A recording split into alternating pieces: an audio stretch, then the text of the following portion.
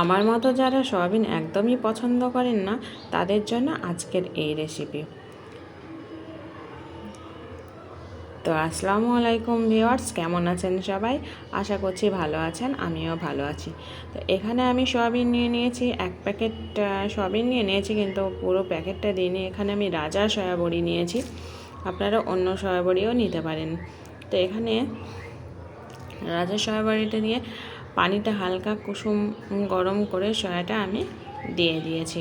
তারপর একটু অপেক্ষা করতে হবে। অপেক্ষা করার পর দেখবেন ওই সয়াবিনগুলো ফুলে কেমন সুন্দর গোল গোল হয়ে গেছে। তো এখানে আমার ভালো সেদ্ধ হয়ে গেছে, পুরোটা মানে সেদ্ধটা পুরো হয়ে গেছে। তাই আমি এবার ওখান থেকে তুলে নিলাম, গরম পানি থেকে তুলে নিয়ে এবার আমি ঠান্ডা পানিতে দেবো।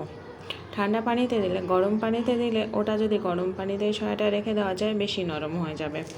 তাই এটা সঙ্গে সঙ্গে তুলে নিয়ে ঠান্ডা পানিতে দিয়ে চিপে নিলে আমার মনে হয় যে ওটা গোটা গোটা থাকে, ভালো হয়।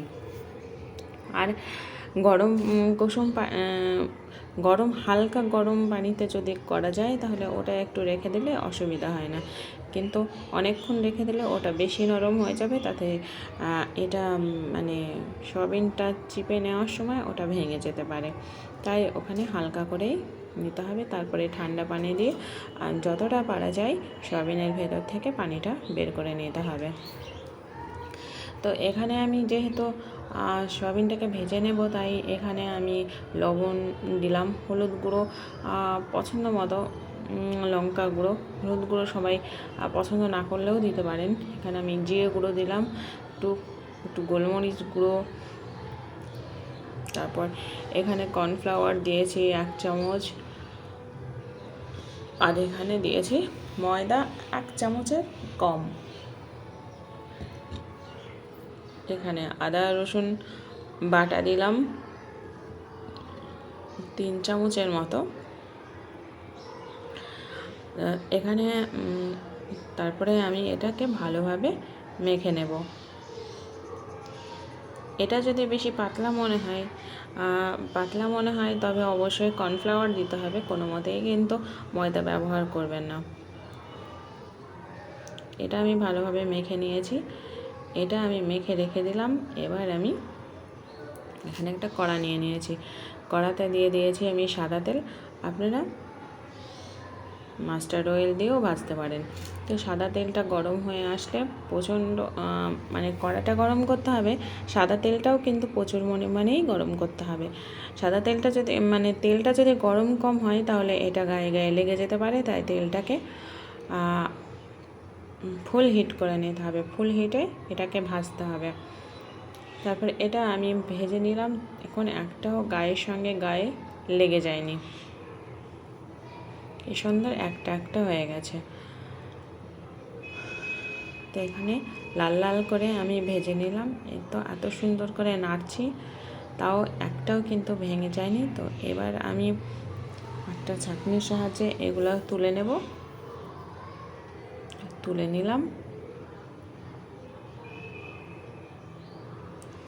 তুলে নেওয়ার পরে যদি মনে হয় যে তেলটা আবার একটু ঠান্ডা হয়ে গেছে, তাহলে আবার একটু হাই ফ্লেমে দিয়ে তেলটা আরও একটু বেশি গরম করে নিতে হবে। বারবার বলছি, তেলটাই সয়ার এটা হচ্ছে, তেলটা ভালোভাবে গরম করতে হবে।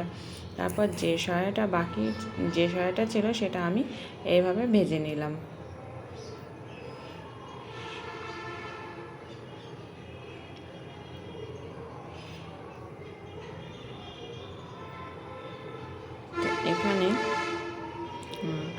এখানেও লাল লাল করে ভাজা হয়ে গেছে। তো আবার আমি চাটনির সাহায্যে আমি তুলে নিলাম।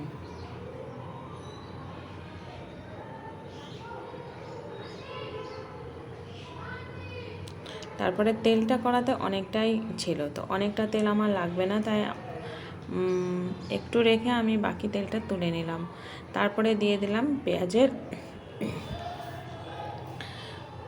ভেতরে যে কলির মতো থাকে ওই পেঁয়াজটা দিলাম। এটা আপনাদের ইচ্ছা মতো স্কিপ করেও যেতে পারেন। তারপরে দিলাম আমি রসুন কুচি, তারপর আদা কুচি পুরোটাই দিয়ে দিলাম। তারপর এটা হাই ফ্লেমেই ভেজে নিতে হবে। হাই ফ্লেমে এটা ভাজতে হবে, ভেজেই ভালোভাবে নেড়ে চেড়ে এটা আমি ভেজে নিচ্ছি। তো ভেজে নিলাম, তারপরে দিয়ে দিলাম এখানে কেটে রাখা ক্যাপসিকাম, কেটে রাখা পেঁয়াজ,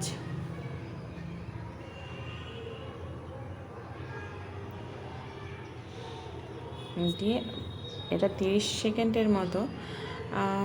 সেকেন্ডের মতো হাই ফ্লেমেই ভেজে নিতে হবে।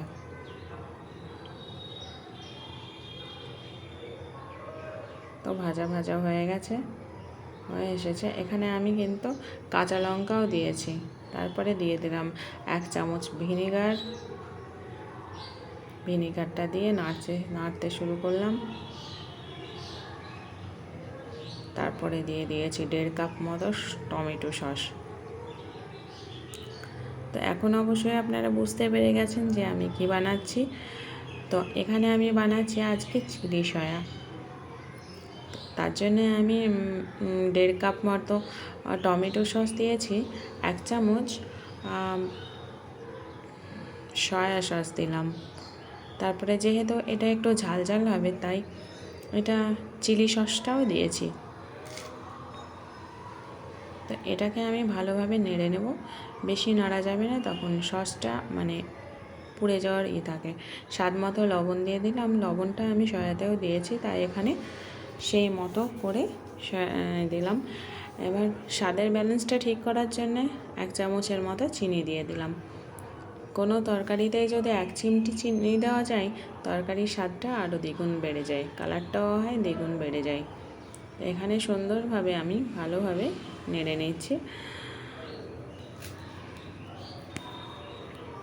হাই ফ্লেমে এটা নেড়ে নিতে হবে। একটু কালারটা চেঞ্জ হয়ে আসলে আমি এটা দিয়ে দেব। এবার ভাজা যে সয়াগুলো আমি ভেজে রেখেছিলাম সেইগুলো এইভাবে দিয়ে দিলাম। এবার ভালোভাবে নেড়ে নিতে হবে। যদি ড্রাই সবাই খেতে চায় তাহলে এখনই কিন্তু নামিয়ে নিতে হবে। তো ভিউয়ার্স, আজকে আমার চিলি সয়াটা আপনাদের কেমন লাগলো অবশ্যই আমাকে কমেন্ট করে জানাবেন, আর লাইক, শেয়ার, সাবস্ক্রাইব করার অনুরোধ রইল। এইভাবে আমি নেড়ে চেড়ে নিলাম। এখানে যদি সবাই শুকনো শুকনো খেতে চায় তো এইভাবে আপনারা নামিয়ে নিতে পারেন, কিন্তু আমি এখানে সামান্য পরিমাণে যে মিক্সিটা ছিল, মশলা করেছিলাম আমি, সেটা ধুয়ে একটু পানি দিয়ে দিলাম। পানিটা নাড়তে নাড়তে শুকে যাবে, আমি বেশি পানি কিন্তু দিইনি। এই তো এবার আমি নেড়ে চেড়ে